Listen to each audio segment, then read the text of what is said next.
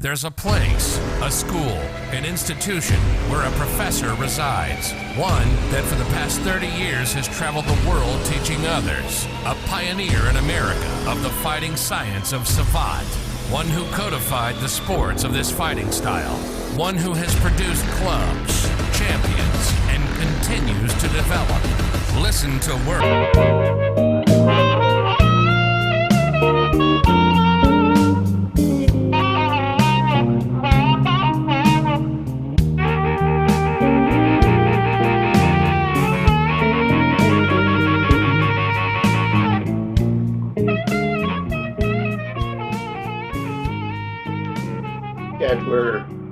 We're back at you, and we're here trying to finish the second part of the question of the 10 most best bouts of the 1980s and 1990s. You saw part one, and there was some great fights there, some great fighters. In fact, there's a lot of great saboteurs out there that were fighters and many others that weren't, but these are the fights that stuck out that people always remember and talk about.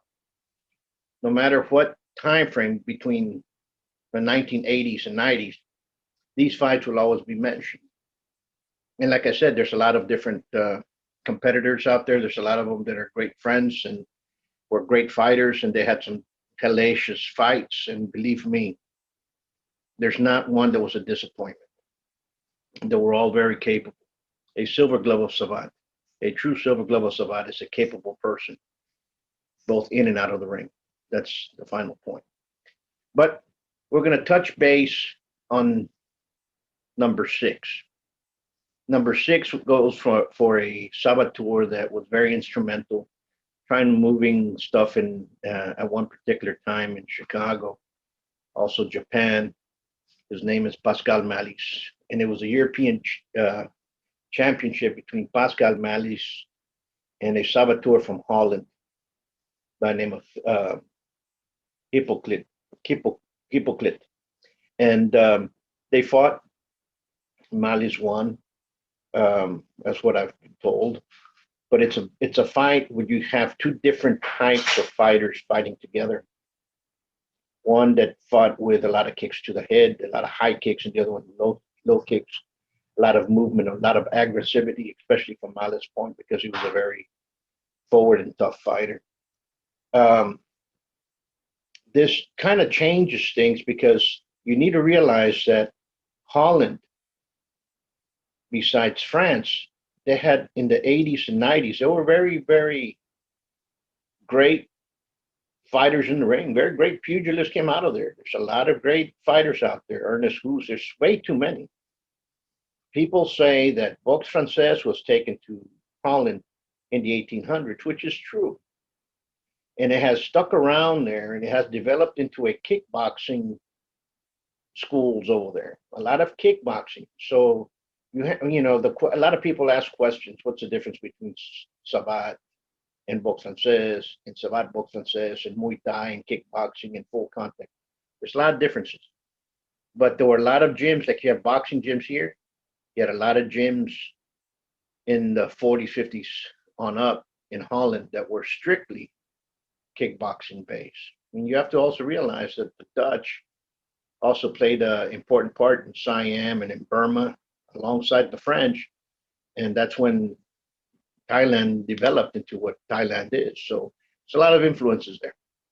But they're great, some great fighters, great, stable, great, good, honorable people that come out of there, great athletes. But that fight was really between two great fighters.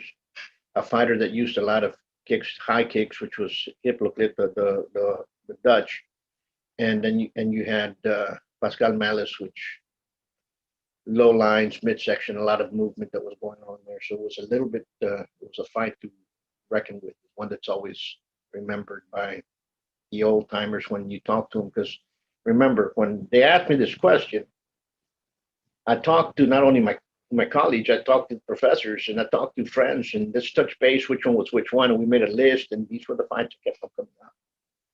The next one is it's in the 80s, turning towards the 90s, 89, 90, around that time frame. And probably 80, 88, 89, more or less. There was two great saboteurs, good guys, stand-up men. These are two fighters that were always on point in Savate. They innovated a lot of movements with it. They were the ones that were copying and moving forward what was books from Savate. You have to remember that. And that was a fight between Jean-Marc Skaklecki and André Sabatier. Many people say either one could have won the match. The one that won was Jean-Marc Skaklecki. And that's the only one that we cannot find a video on or photos on. You know, you have to understand a lot of stuff in Savate was not filmed. Some were. Some people had cameras at that time in the 80s, you know, the big old cameras. Maybe somebody had one and would film. There might be a footage or two.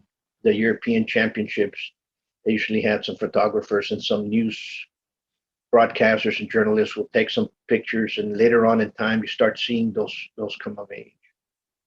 You have a lot of interclubs. You might in the 90s, you know, the camcorders started coming out. In fact, I have rolls and rolls of a lot of film, and it's unfortunate because, you know, I left all that in a box at my parents' house, and alongside with a bunch of other stuff, and they said, "Oh, Paul doesn't need this," and they threw it away. So I'm kind of mad about that, but that things happen like that in nature, you know. So take care of your stuff. Every so often, I'll find some tapes and some in a box that we need to transfer over, and we're going to start doing that. Another thing that I want to talk to you about, we started a new movement because we have a lot of subscribers. I want to thank you all. Number one, I want to thank you all because we have a lot of content, and not only of Savate, but a lot of documentaries inside our YouTube channel, and you've chosen us to watch us. We're really thankful, grateful for that. But there's a lot of content out there in YouTube, and anybody can choose anybody they want. But I'm so gladful that you all chose us. Now going down the line after Skaklecki, I'm going to look here in my list real quick. The next one will be a fight between Mira Fati and Yunsi. Now that fight I saw personally. Both great fighters. Mira Fati is a dear friend of mine. Yunsi was a great, tremendous fighter of great Salvatore, great person. Knew him well, but you know we weren't as friends as Mira and some of the rest of the crew. But Mira wins. Mira Fati wins this bout, and you can see you have a clip on the video. And these are very great fighters, both of them, very energetic. And one just simply outdid the other by technique and preparation. And I think the club of Kurum, of Mira's club with Professor Buitrón, and they were very technical in that sense, you know. And it was there are Savate club, straightforward Savate club, you know, because that club was started by Richard Genadu, which is my grandfather in Savate under my professor Robert Buitrón. But anyway, you know, that was a tremendous fight, and enjoy the clip for a bit. Time started changing in the 90s, 91, 92. You could still see the differences. 93, probably about 90 up to 96, more or less. 94, 90, yeah, around that time. You can still see the differences by club, and you can actually separate people who they came from, the techniques that they were going to use, how, because of the clubs and what they used to do. You can recognize fighters just by the club, just by the movement of what they were doing. You knew what they were going to do and what club they came from. Now you can't. Everything's kind of cookie cutter. But neither or, we have some tremendous fighters in Savate, some great, great fighters.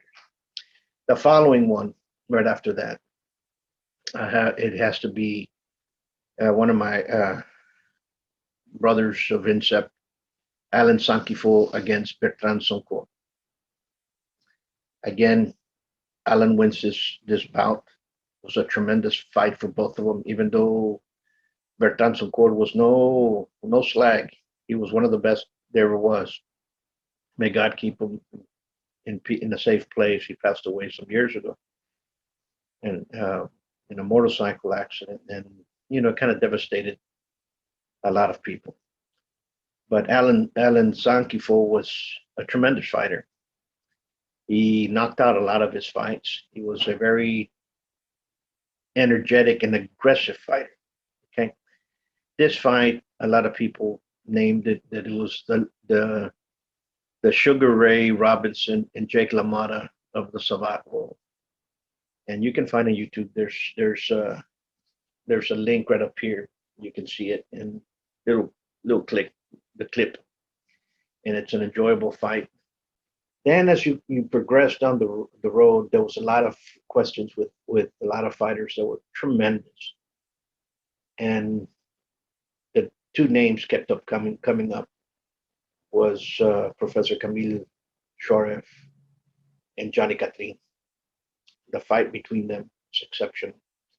Probably the best fight probably of the '90s in many people's views. Even though, like I said, there was a lot of great fights. But Johnny Catherine and knew him well. Camille, to me, is a very dear friend of mine. He's a brother. We worked out a lot. We trained. I had forgotten because I thought it was a different time frame. But when everybody started talking about it, and said that's the fight that you should mention. And yes, we're mentioning it.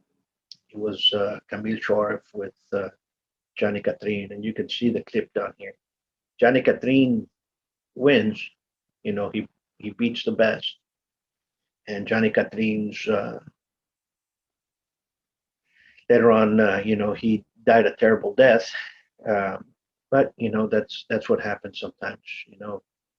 People say in Savate you have good saboteurs and bad saboteurs. They all know how to fight. I'm not saying anything against Johnny because he was a tremendous fighter. But what I'm talking about is saboteurs at one particular time were used for all sorts of jobs, and some of them worked in the clear world, and some of them worked for the underworld. And Catherine was one of them that worked for the underworld. Unfortunately, that's what happens. You don't want that life anywhere. There's a lot of great fighters. These are the top 10 bouts of the 1980 and 90s. And you can see part one. I'll put a link up here for you guys to be able to see it and, watch it really, because it's something that you all need to understand that these were the best ones that everybody always talks about. It kind of changed things. People saw a difference. But then we'll talk about the top 20 fighters of Savate Boxe Française of the 80s and 90s, about that. And we're just going to list them down as the greatest fighters, not one in particular being better than the other. And then we'll take it from there. Okay. Probably what we'll do is we're going to do it from age. We'll bring it down. Of those that fought in the 80s and the 90s that are always remembered. Okay. Who are now the guard of Savate. Some of them are. Some of them have forgotten and left Savate all together. Life is just that way. But I want you guys to enjoy it. Look us up on our new channel where you can not only see videos that are coming up before you see them on YouTube, and it's something that is very, very positive. And we're also going to be doing some online courses. Those that want to learn Savate Danceroo, go to buy me a coffee at Buitron Academy.